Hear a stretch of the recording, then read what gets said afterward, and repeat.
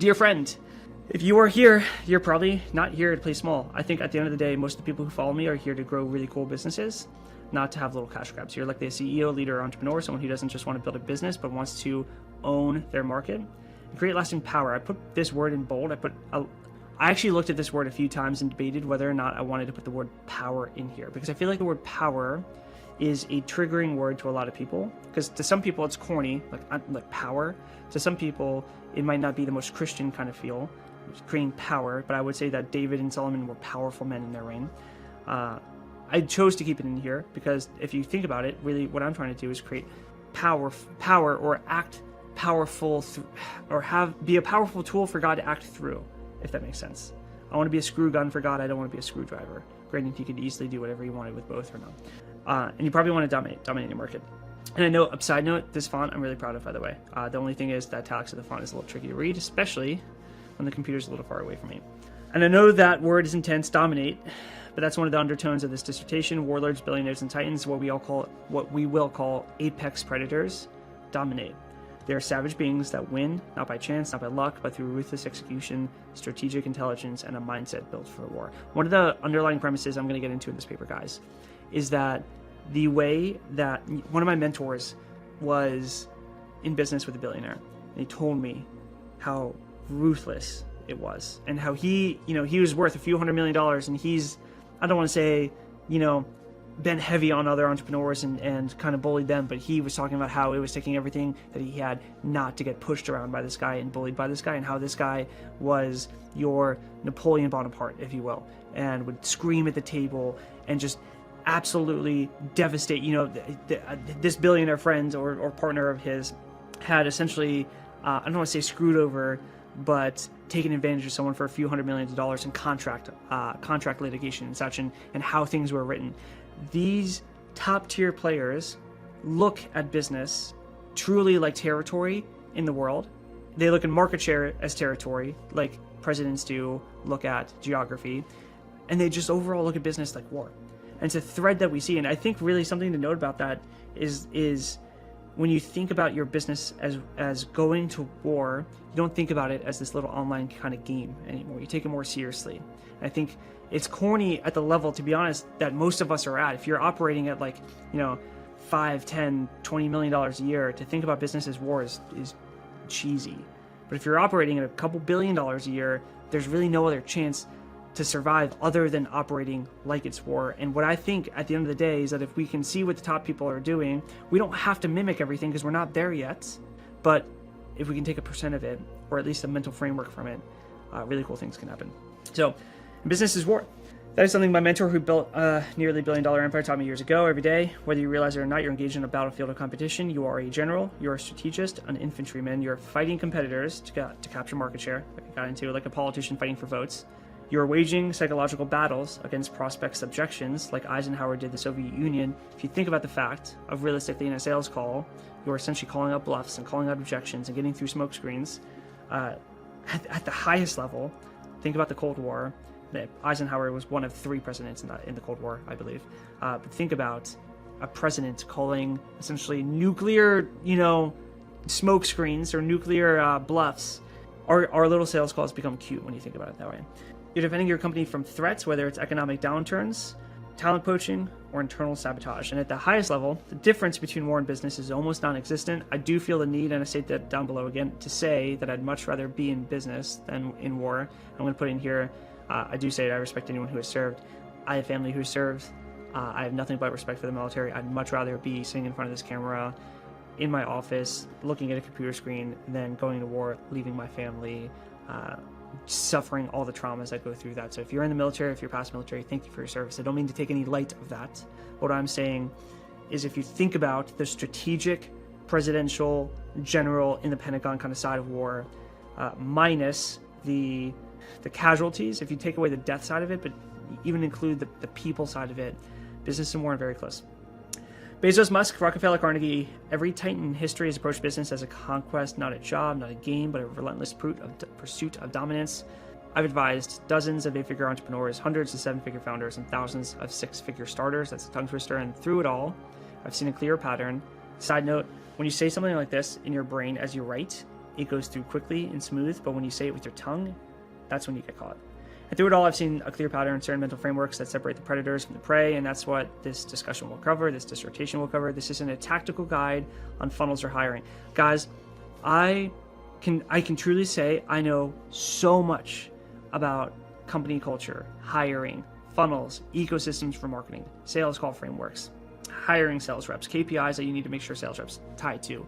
We can get into content KPI. I know a lot of tactics, but just like in chess, and this is my favorite analogy for it, if you just know tactics, you will never grow into a grandmaster. You have to know tactics and strategy. Strategy without tactics, you actually can't play out the strategy because the tactics come into play. Tactics with no strategy, and you're going to lose the long game. You have to do both, and that's what I've really been focused on lately. It's strategy and sharing strategy. This is a study on how the most powerful minds in history think, their strategies, how they see the world, make decisions, and create leverage at the highest levels. If you can absorb and apply these principles, you'll never do business in the same way again. Let's begin. And again, quick disclaimer, I said I was going to do it again. I do have the utmost respect for military. I would rather be here than at war. And I don't equate the difficulty of starting a business to that of war. Table of contents. This is for you guys. By the way, if you're in Daily Crumb seeing this, you can go down below this and you'll see the attached file to actually download this PDF. The art of seeing everything, the hidden advantages of titans. The greatest titans in history, whether in business, warfare, or politics, have one defining trait. They see everything else before anyone else does. Side note, or tangent, parallel tangent, an example of this that I did not mention is actually something I was thinking about in the car today, which is PR as we're starting to grow brand or persona.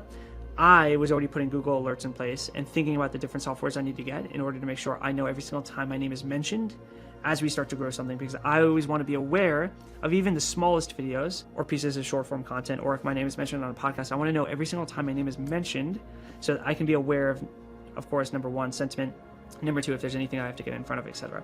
Their success is not the result of luck or sheer force. It's a byproduct of strategic omniscience. This level of awareness is not accidental. It is engineered, built into every system, structure, and relationship they create. The best way to word this in a practical sense, guys, is when I used to work with Elon. Elon was aware of every single thing you could imagine when it came to content and overall sentiment toward his content. And I was aware with him, for him, as the CEO of the business, of every piece of data we had to know on our client success, customer support, sales side, operation side, etc. We knew everything about what we needed to know in our respective fields to make sure that we never got caught off guard with anything. While the average entrepreneur operates on assumptions, titans operate on data, intelligence, and controlled information channels. They don't react to problems. They neutralize threats before they surface. I know this sounds cheesy. Guys, trust me, as I wrote this entire thing, I was thinking this is way beyond most of the people that I'm going to be writing this to, but it's kind of where I'm at with stuff, and I want to make stuff that is genuine to what I'm feeling. But truly, the ability to see what others cannot has defined the rise and survival of most powerful figures throughout history. The case of Julius Caesar, awareness as a weapon. And I didn't mention this in here because I knew I was going to record a video. So a little teaser, if you're, reading this, you won't see this, but ironically, I say, Caesar was aware of who was opposition, etc., who was loyal to him. One of the tattoos on my arm is Brutus, who was actually the guy who put the knife in Caesar's back. Eat you, Brute. Few leaders in history understood the power of awareness better than JC in 49 BC. When he crossed the Rubicon and launched a civil war against Rome, he did not do so out of impulse, but out of complete information. He knew what senators secretly supported him, what legions were loyal to him, what political weaknesses could be exploited. His enemies, on the other hand, operated in fog. They didn't know who was truly loyal, who was defect, or how the people would react, until, of course, the mutiny. Caesar's complete situational awareness allowed him to take all uncalculated risks that seemed reckless to outsiders, but were actually high probability moves based on deep intelligence. This is the exact way modern billionaires operate. Take Bezos. Before we get into Bezos, this is why the Roman Empire grew so quick, so long, so fast. If you actually look at JC or Julius Caesar, I think one of the reasons for his demise is that when he started to get that big, that fast, I think he, I don't want to say got comfortable, but sometimes the things that you know when you're on the way up, you start to forget when you're at the peak. How Jeff Bezos weaponized awareness against competitors. This is one of my favorite stories about billionaires squashing people, by the way, guys. My mentor actually told me about it a long time ago, and I try to even do more research on it. It's hard to find because the PR for Bezos is very good. Jeff Bezos didn't just build Amazon. He systematically removed every obstacle to Amazon's dominance. He tracked emerging competitors in real time. He identified vulnerabilities before they became threats. He collected intelligence at a level unheard of in traditional corporate America. My favorite personal story is when Diapers.com grew to $700 million valuation. Bezos saw it, not just as a competitor, but an existential threat. It was David versus Goliath, but Bezos was Goliath. So he launched Amazon Mom, a direct competitor that slashed diaper prices by 30% and offered free shipping. Context that I actually didn't put in here was before he launched Amazon Mom, he offered to buy diapers.com, but they declined the offer. And because they declined the offer, he then launched Amazon Mom and slashed diaper prices by 30%. So took what diapers.com was already selling at, slashed it by 30%, so they had to reduce. And he offered free shipping, which cost them even more. In 3 months, Bezos was on track to lose nearly $100 million. But he knew that diapers.com had a finite cash supply. He was a much bigger Goliath, right? He knew that if they couldn't match his pricing, they'd be forced to fold when diapers.com tried to sell to Walmart instead. So at some point, diapers.com realizes we need to get out. We need bigger money. They try to sell to Walmart. Walmart is aware of this entire thing with Amazon, and Amazon made this next quote clear. To Walmart and to diapers.com, sell to us or we will give diapers away for free until you're bankrupt. Bezos essentially said to diapers.com in enough of a public forum for Walmart to hear about it, if you don't sell to us, we will bankrupt you by giving diapers away for free. And Walmart took that so seriously that they actually withdrew from the bid. And Bezos went what first-hand accounts call thermonuclear, and needless to say, Amazon did seal the deal in 2010. What looked like aggressive business tactics were actually pure strategic awareness. Bezos knew what was happening in the industry before anyone else did, and preemptively eliminated competition. Another thing I'll add to this too is that he was also aware, when I read about the story at least, about the cash supplies that diapers.com had versus understanding what he had, and understanding, like in a game of Monopoly, that he could dry out his opponent quickly. What this means for your business, you're likely operating blind. I've coached, again, guys, thousands of entrepreneurs, hundreds and hundreds of multi-6 and 7-figure entrepreneurs, and almost all of them still fly to this. Most entrepreneurs are flying blind. They don't know what their competitors are doing. They don't track their financials in real time. This is actually crazy to me still. They don't understand their customers beyond service level insights. They don't monitor internal weaknesses until they become crisis. I can speak to some of this on first-hand account. If you're not tracking every moving piece of your market, your competitors, and your own operations, you're already losing. Titans know every player in their industry. They track cash flow like a warlord tracks military rations. They don't guess, they know. And I want to get into this too, because it's not always that they are the people finding this, but they're always aware. If you talk to me about a lot of people in the space, I won't know a lot of it, but if you talk to John, he will, and John feeds me that information. If you talk to me about certain content creators, I won't know a lot of that, but my team will, and they feed me that information. So it's not always, guys, that you have to directly know everything, but you have to have people on your team that feed you that information so that you do. And if there's ever an area, of course, where loyalty is at stake, then that's different. This is why 90% of businesses fail. They don't go broke overnight. They bleed out slowly, unaware of their own weaknesses until it's too late. Takeaways: how to build billionaire level awareness. That's, again, tongue twister that I didn't see coming. Track your market like a general tracks enemy movements. Today I did this actually for content. Set up Google alerts for every competitor's name. Today, if you haven't done this already, do it for your name. This took me years to realize. Again, I did this today for something new. Use LinkedIn Sales Navigator, which I've never been a huge fan of, but even in our industry, guys, you'd be surprised at how well it works to key hires and departures in your industry. Watch for price changes, new product launches, or shifts in competitor messaging. If you're an agency, this is very good. If you are anyone who offers any kind of service, if you're, example given, a financial planner, this is very good stuff. If you have an info product, you're of course aware of the other infos that you're probably competing with. For me specifically, I'm very aware of the people that would be in my area of B2B consulting that I'd be against, but I think that I have enough of a moat to stay away. Always analyze with a grain of salt. Action is not always necessary, but awareness is. Run your business like a presidential cabinet. Have daily/weekly intelligence briefings. The president, I forget the sync to this, but the president's meeting with his cabinet often, very, very often.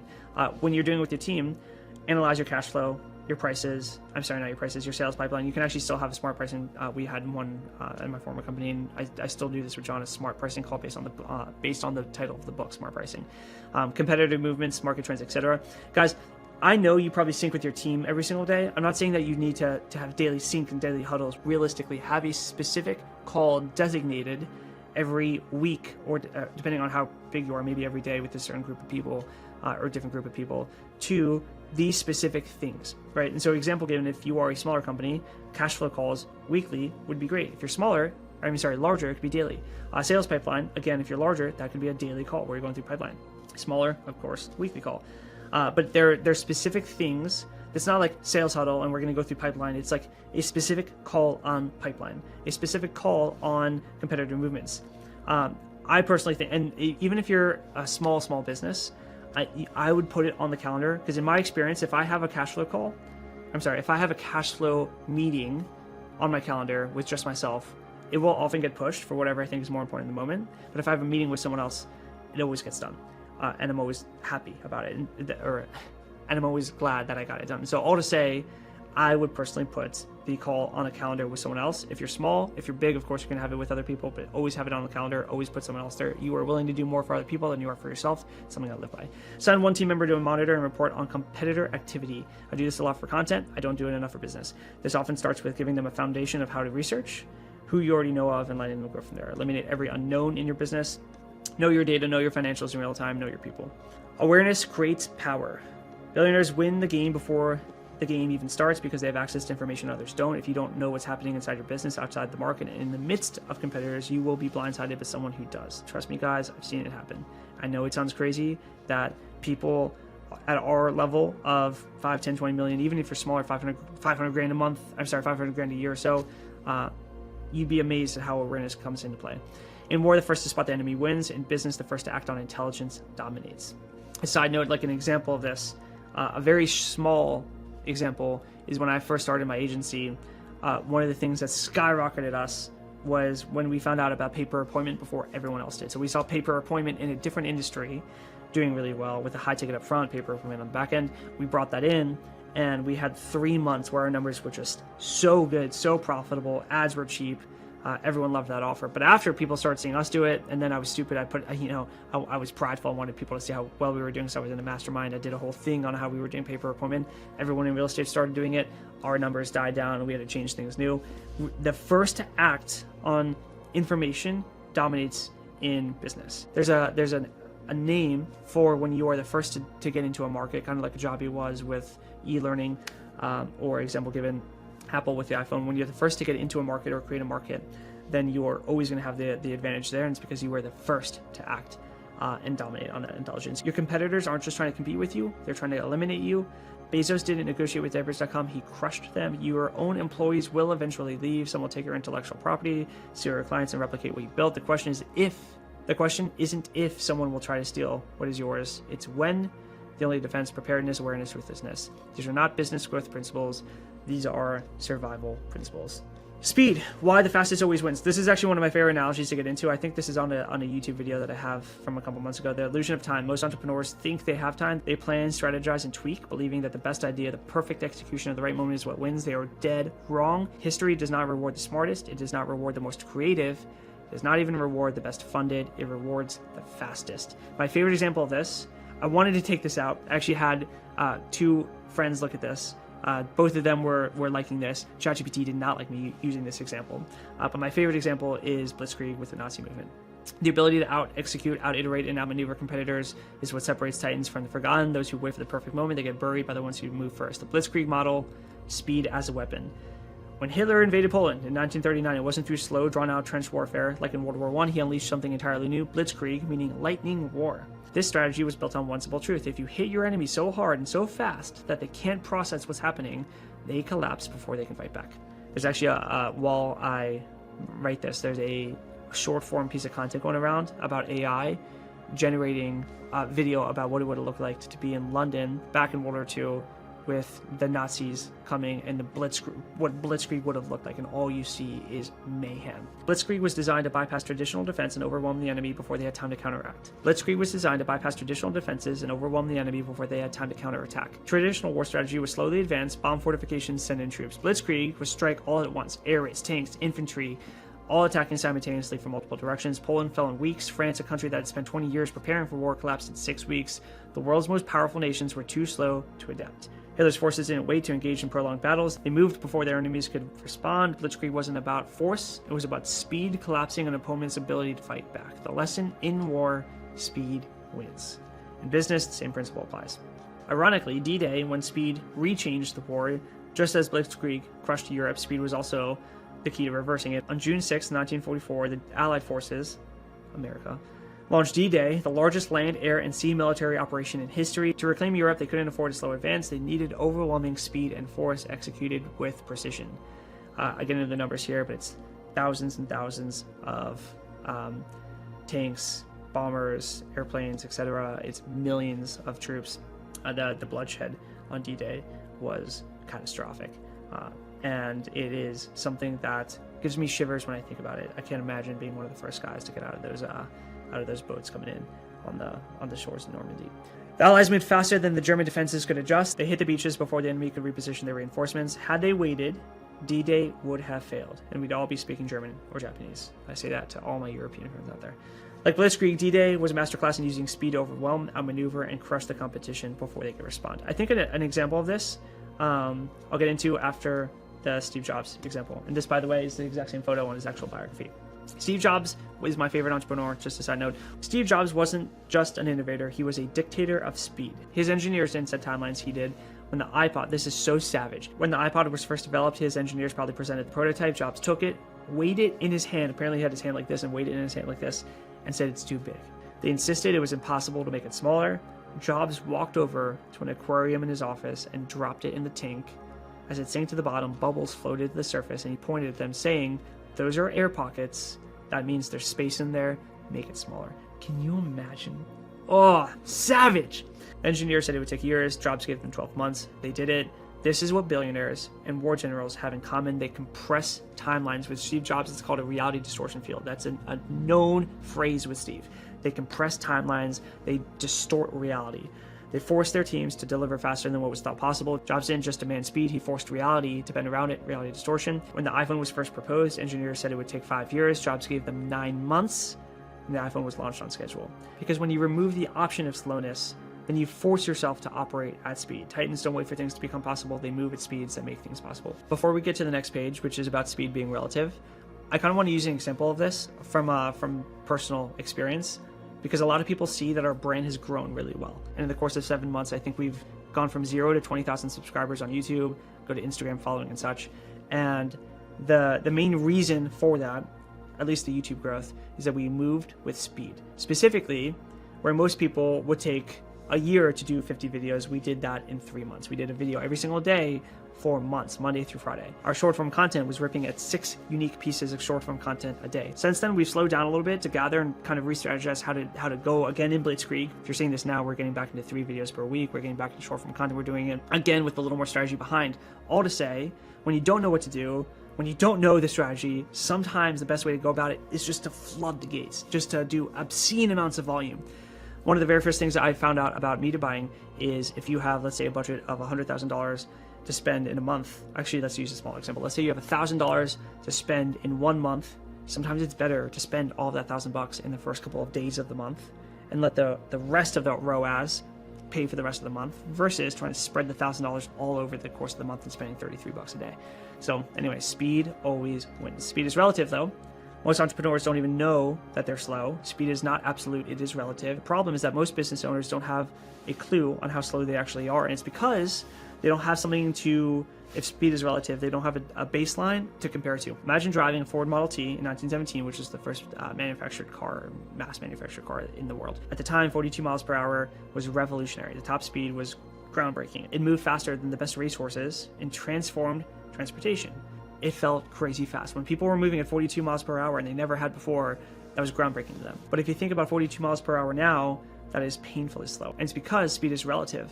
If 42 miles per hour was fast to someone before and slow to us now, that means that speed, 42 miles per hour in this case, is relative. And it's because of what we're comparing to. When they thought it was fast, it's because 42 miles per hour was, number one, probably as fast as they had ever gone. But number two, they were comparing it to racehorses that might have raced at 30-something miles per hour. Versus with us, 42 miles per hour, we're comparing it to when we drive 100 miles per hour on a daily basis on the freeway. And so 42 doesn't seem fast. In the same way, to skip a little bit of this, one of the most powerful things you can do as an entrepreneur is be around people or have access to people who move quickly. Because when you actually have access and see what quick movement in business looks like, where you're moving at now will then actually feel slow and you'll adjust and you'll go much faster. No one's ever going to say in business that they move slow. But trust me, until you actually see what speed looks like, your only comparison is how fast you're moving, and everyone thinks they're moving at the speed of light. Speed needs a reference point. Jeff Bezos isn't comparing himself to small businesses. He's competing with governments. Elon Musk isn't moving faster than Ford. He's moving faster than NASA. Most business owners don't realize they're operating 100 years behind true titans. They feel busy. They feel like they are hustling, but they are still moving at a horse and buggy speed while the real competition is playing a completely different game. They're driving Lambos. Not like your modern day guru. I'm just saying the speed difference between a Model T and a Lambo. How to implement speed into your business ASAP. Cut your timelines in half, and then half again, right? So if you think about something taking 6 months, do it in 6 weeks. If you think it'll take 6 weeks, do it in 6 days. Most of your delays are self-imposed limits. Half the time when you think something's going to take a long time, it's because you're putting that thought onto it. It's not because it'll actually take that long. That took me a long time to realize. Launch before you're ready. This is SaaS 101. Perfection is a luxury only those who are already at the top can afford. Billionaires operate and iterate in public.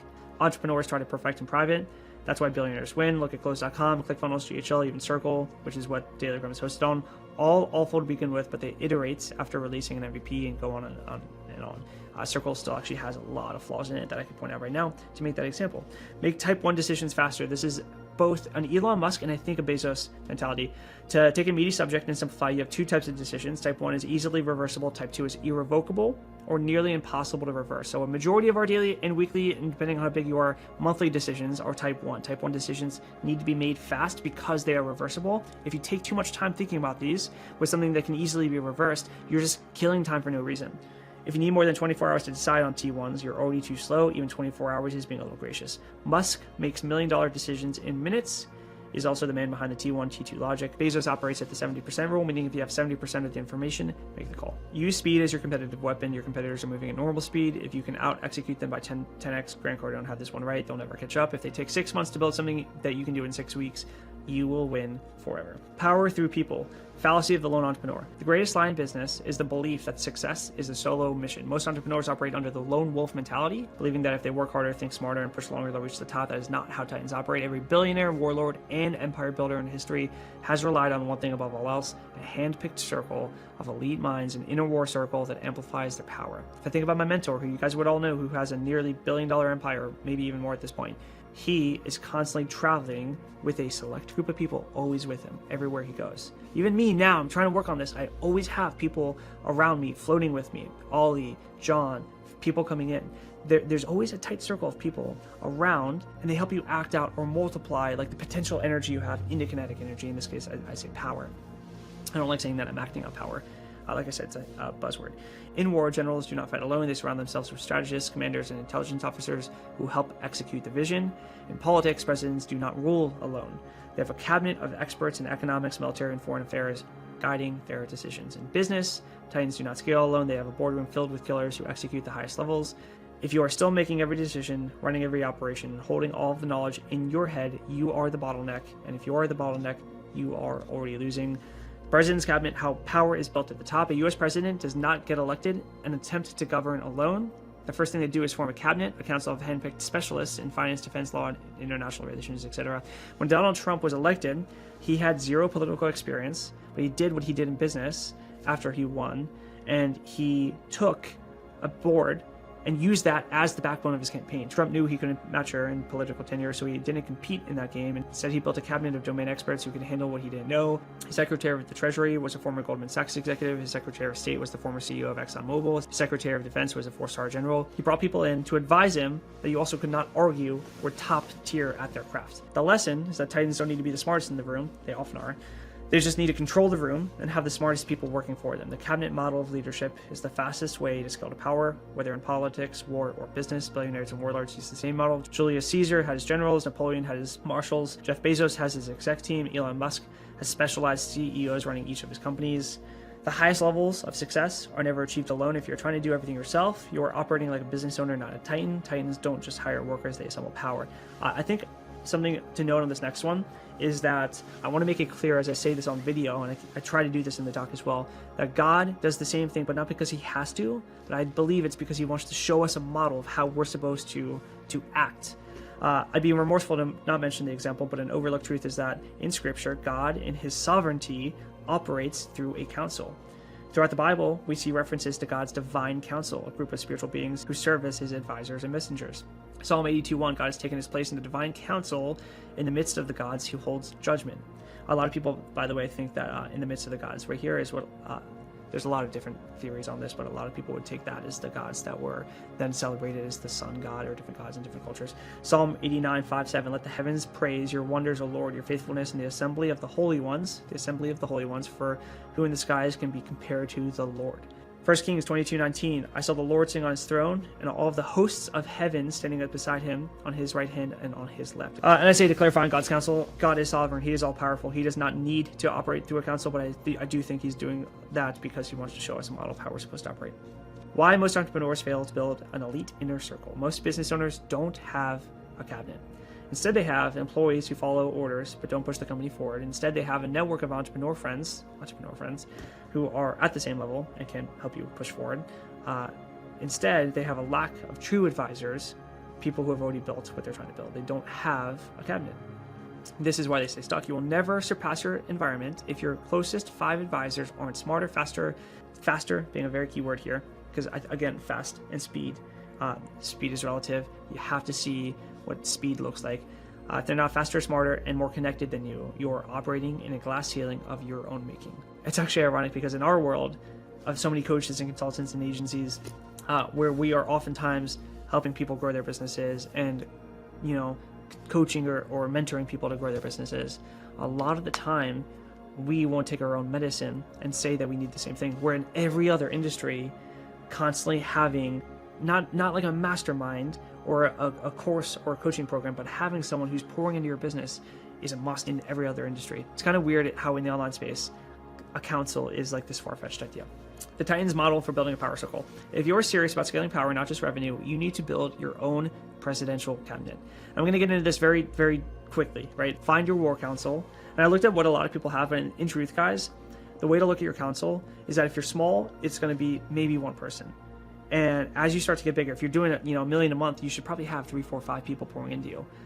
You don't need 50 people like a presidential cabinet. You just need the basis covered. And when you're first starting, you need someone who has all those bases, and they might just cover 5 topics with you. As you start to grow, you start to recognize that everyone has strengths and areas where they're not as strong.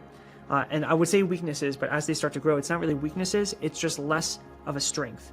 And you want people who are very good at one specific thing. That's ideal world. You want the best person in finance, the best person in strategy. In real world, what you get is the best person who can help you. And when you're smaller, sometimes that means one person doing all of these things. As you grow, one person doing each of these things. You don't need 50 people. You need 5 killers in key areas. One should be smarter than you in finance, one in strategy, one in industry, meaning they understand your industry more. They understand who you're competing against, the model of prospects you have, etc. One should be a master operator who can execute at speed. One should be your enforcer, the person who calls out your blind spots. This is a very important one that a lot of people don't see, and when they actually do have someone in their life or come to their life that does call out blind spots, they often take offense to it. Replace employees with commanders. This is above most of your heads, but in short, you don't need workers, you need leaders. Think of John with me, my COO, my biz partner. John is someone who can help lead the company, help push it forward. If I think about my former work with Elon, what we had was a really solid committee of sub-leadership. Cut the dead weight fast. If someone is not pushing your vision forward, they are holding you back. Let them go. Hire fast, fire faster, promote fastest. If someone is not pushing your vision forward, they are holding you back. Let them go. No country, no empire, no billion-dollar company carries dead weights. Build a power network, not just a business network. Most people network horizontally, hanging out with people at their level. Titans network vertically, building relationships with people who can pull themselves to new levels of power and opportunity. That, guys, going vertically almost always takes work or money, meaning you either have to work with someone who is higher than you, or you have to invest in different kind of ways. It can be investing into golf clubs, it can be paying for the time of the person you're trying to network with. There are different ways to grow vertically, but you're always going to see that realistically for you to go up an echelon, you have to do something to warrant you going up. And it's almost always money. No predators move alone. In every empire, the lone wolf dies first. The ones who rise to the top, they are the ones who build power structures around them. If you're still making every decision, you're a small business owner, not a titan. If you're still doing all the work, you're a laborer, not a leader. If you're still the smartest person in the room, you are in the wrong room. War is coming, and you will be attacked. The illusion of safety. Most entrepreneurs think that they are safe. They believe that if they work hard, treat their customers well, and focus on growing their businesses, they will be left alone. They are wrong. Guys, if you're in a good time right now, good times are seasons. Seasons always come to pass. We're not living in Florida where it's summer all the time. In business, you're going to have good seasons, bad seasons, slow seasons, fast seasons. You're going to have seasons where people leave, seasons where people come, seasons where things just click. You are not going to be safe because right now you're doing well. The higher you climb, the more enemies you make. Your competitors aren't just trying to compete with you, they are trying to eliminate you, just like Bezos did with diapers.com when you crushed them. Your own employees will eventually leave. Some will take your IP, steal your clients, and replicate what you built. Even in heaven, Satan took a third of angels down with him. If God, in his sovereignty and perfect glory, experienced mutiny, what makes you think that you won't? And here again, guys, I need to clarify this because I feel like this gut-wrenching thing even talking about this. But God is all-powerful and almighty and all-loving and the source of goodness and the source of truth. And yet, he, in his counsel, had someone who wanted to be God and broke away from him.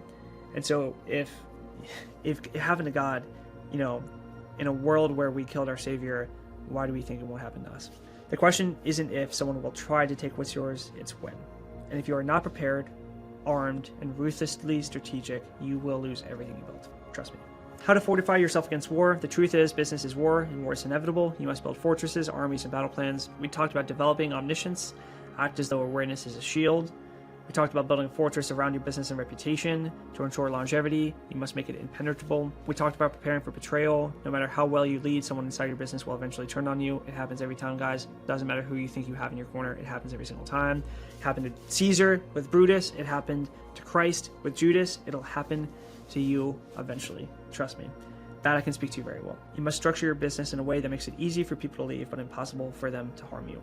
Fortify your spirit against corruption. This is a big one to me personally. Power, influence, and success will test your heart in ways you cannot predict. Many leaders start with the right intentions only to be consumed by greed, pride, or compromise. If you're not spiritually grounded, the very thing that you build can become the thing that destroys you.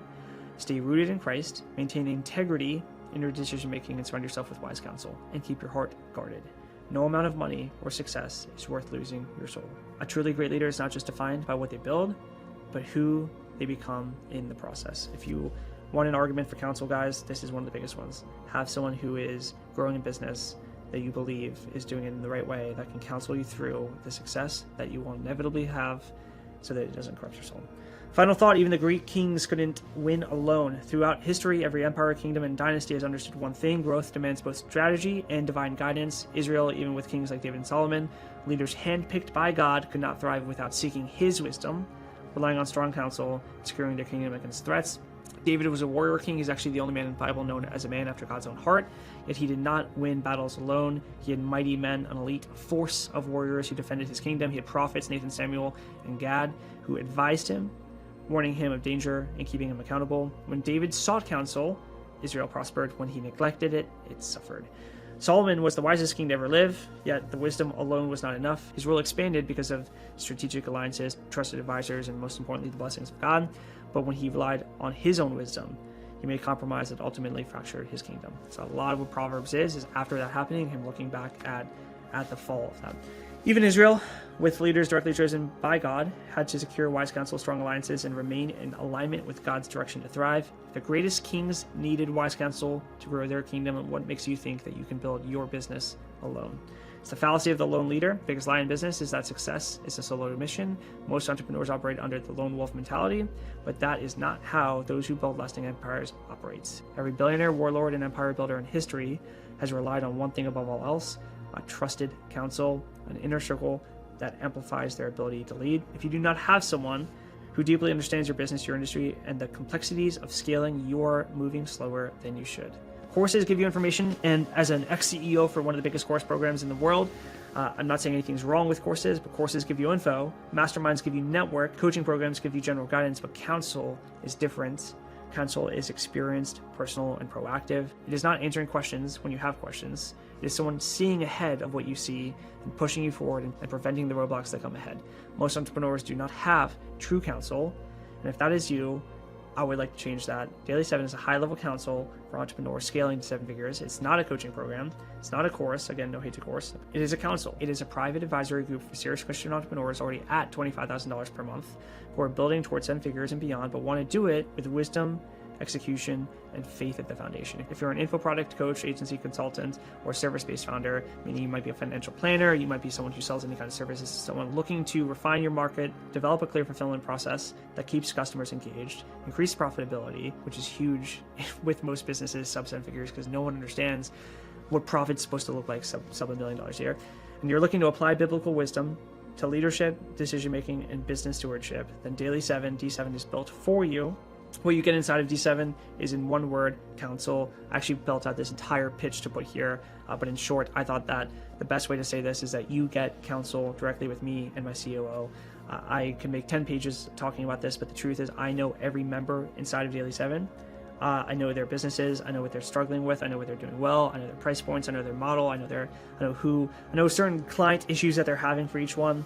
No one in this space that has the same level of experience that I have can say that. So the question that you have to ask yourself is, if Paul were speaking into your business, would it grow? And that is only a question that you can answer. Enrollment is open though for the next 7 days, depending on when you're watching this. It's actually open for the next 3 days. It's only open for 7 days a month. For 284 days of the year, we are not selling D7, and that is intentional. Instead of constantly filling seats, we're focused on already filling or fulfilling the seats that are inside, learning their businesses, refining their strategies, and ensuring they get the right counsel. D7 is not a mass coaching program. Because it's not a mass coaching program, and because it's not an open door mastermind, it is deliberate, structured, and limited. Every member is personally known, advised, and given the direction they need to scale, not just information to consume. In short, guys, I'm going to paraphrase this entire last pitch. Most companies are constantly selling, and the owner is focused on sales, because at the end of the day, you can really only focus on one thing at a time. You can either focus on sales or fulfillment. And a lot of you guys are probably understanding that because you're probably focused on sales. If you're actually small, a lot of small people, because they don't understand the importance of sales, they focus on fulfillment. And I want to tell you that as counsel, I want to be focused on fulfilling the people that I work with already. And the only way we can do that is if we don't focus on sales, which means that we only open enrollment for 7 days of the month. And we actually limit enrollment in those 7 days so that we can focus on the fulfillment of people that we currently work with. And so if you want to have someone who is experienced pouring into your business, who knows you and works with you and answers your questions, but more importantly, proactively tells you what you're about to run into, that's what my COO and I do for all the clients that are inside of D7.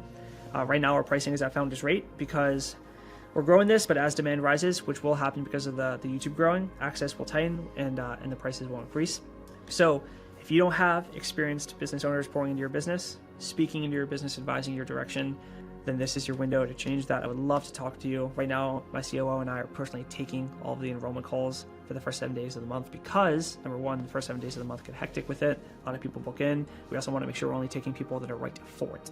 And so I know this is something a lot of people say, but I did this 2 times yesterday. He did it 3 times yesterday. We deny people all the time because we just don't think it's going to be the right fit for them. And because we're so stern on the front end, we've had amazing retention on the back end. This is your window to change all of it. Book a call down below on that link. Put it in the comments down below on Circle as well for D7. I will see you inside, and until next time, happy hunting.